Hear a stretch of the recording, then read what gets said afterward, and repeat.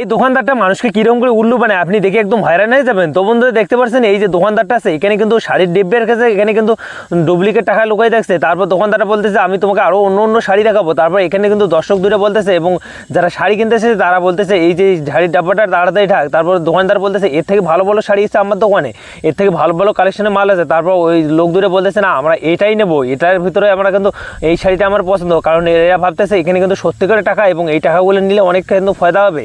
তারপর দোকানদাররা বলতেছে এটা নিতে হবে না, এই শাড়িটা নাও, এই শাড়িটা কিন্তু দাম খুবই কম আপনাদের বাজেটে।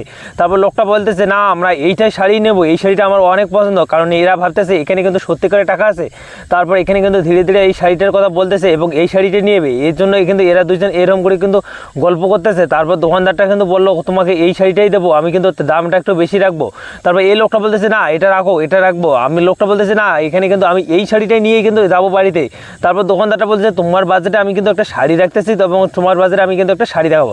তারপর লোকটা বলতেছে কত দামি নেবে, কত দামি, এর থেকে আমি কিন্তু আরও দামি নেবো। এই লোক দুটো কিন্তু এখানে কিন্তু সবসময় গল্প করতেছে এবং লোকটাকে বলতেছে দেখো এই শাড়িটা কিন্তু অনেক দামি আছে এবং এই শাড়িটার ভিতরে কিন্তু অনেক টাকা আছে, আমরা এই শাড়িটাই নিয়ে দেবো, এই শাড়িটা নিয়ে গেলে আমাদের কিন্তু শাড়িটা হবে এবং টাকাগুলো আমরা নিয়ে নেবো। তারপর কিন্তু এরা দুজন এরকম করে গল্প করতেছে। তারপর দোকানদারটা কিন্তু অনেক কিন্তু চালাক, সে কিন্তু এখানে কিন্তু ডুপ্লিকেট টাকা রাখছে এদেরকে কিন্তু ঠকার জন্য। তারপরে এখানে কিন্তু এই লোক দুটো আসতেছে ভাই সাহেব আমাদের এই শাড়িটাই লাগবে। তো এই জন্য চ্যানেলটা সাবস্ক্রাইব